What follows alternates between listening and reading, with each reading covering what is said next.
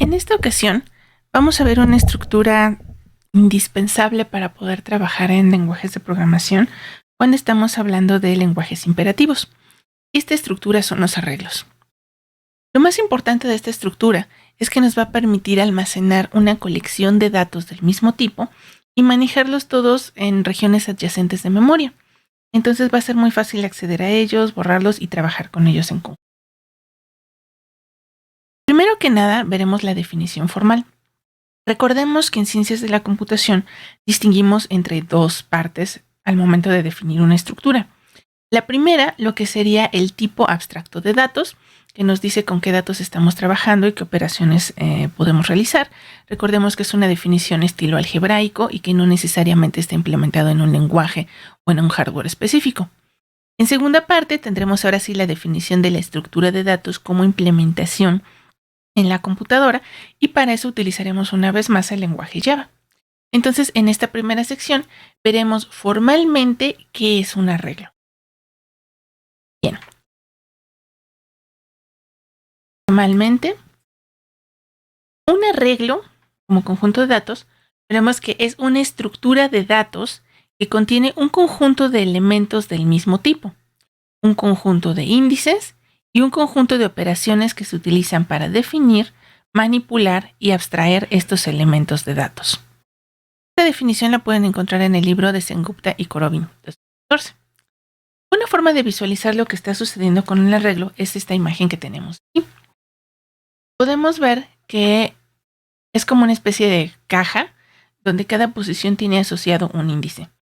Dentro de estas cajas podemos guardar todo tipo de valores, cualquier tipo que pueda manejar nuestro. En el caso de Java, la numeración empieza en 0, se va incrementando.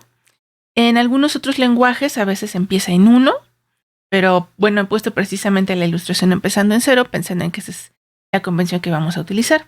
Es la convención básicamente que manejan todos los derivados del lenguaje C, C++, Java, familias semejantes, Python también utiliza. En la parte de acá adentro tenemos los valores que han sido almacenados. Entonces podemos pensar que cada uno de esos valores corresponde a los índices. Las operaciones que podemos realizar con estos arreglos y que forman parte de la definición del tipo de datos son, por un lado, la creación. Dado su tamaño, podemos crear un arreglo. Aquí hay una limitante muy importante. Los arreglos tienen tamaño fijo. Por eso es que debemos especificar su tamaño antes de poder solicitar la creación de la estructura. Por otro lado, tenemos la operación de asignación. Dados los índices, guarda el valor en la posición correspondiente. Puede llamar un poco la atención que diga los índices y aquí solamente haya uno. Bueno, este arreglo que tenemos dibujado aquí es lo que se conoce como un arreglo de una sola dimensión. Más adelante vamos a ver que podemos tener varias dimensiones. En ese caso necesitaremos más índices. Entonces, si nos dan un índice, por ejemplo 6, podría yo guardar algún dato en esta casilla. En ese caso desaparecería el 100 que está aquí. Y si digo, por ejemplo, asignar en la posición 6 un 20, desaparece el 100, queda asignado un 20. En la operación de lectura, dados los índices, devuelve el valor almacenado en la posición indicada. Entonces, si yo doy el valor 10, lo que van a hacer es devolverme un 42 porque es lo que está guardado ahí. Vemos aquí entonces ahora la versión de la definición para un arreglo multidimensional. Un arreglo de dimensión n de elementos de tipo X, otra vez aparece la idea de que todos son del mismo tipo, y de tamaño t, donde el tamaño es el producto de los tamaños en cada una de las dimensiones, es un conjunto de t elementos de tipo X en el que cada uno de ellos es identificado unívocamente por un vector coordenado de n índices.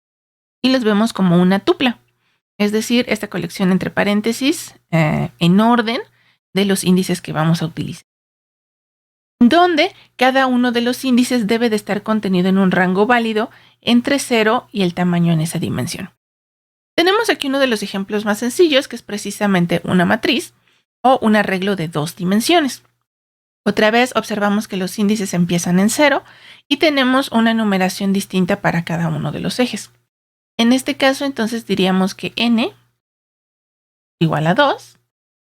El tipo de elementos, pues podemos observar que lo que tenemos aquí adentro son puros enteros. Entonces x es int. Y en el caso del tamaño, bueno, como tenemos dos dimensiones, en una dimensión tenemos 3 casillas. Observen que siempre es uno más que el último índice, porque empezamos a contar en 0. Y en la siguiente dimensión estaríamos hablando de 5 casillas. Entonces el tamaño es 15 y diríamos que es un conjunto de 15 enteros en el que cada uno es identificado por las tuplas i, j. Y pensamos que esta columna son las i's y lo que tenemos acá son, bueno, las i's estarían indicando los renglones y las j's estarían indicando las columnas.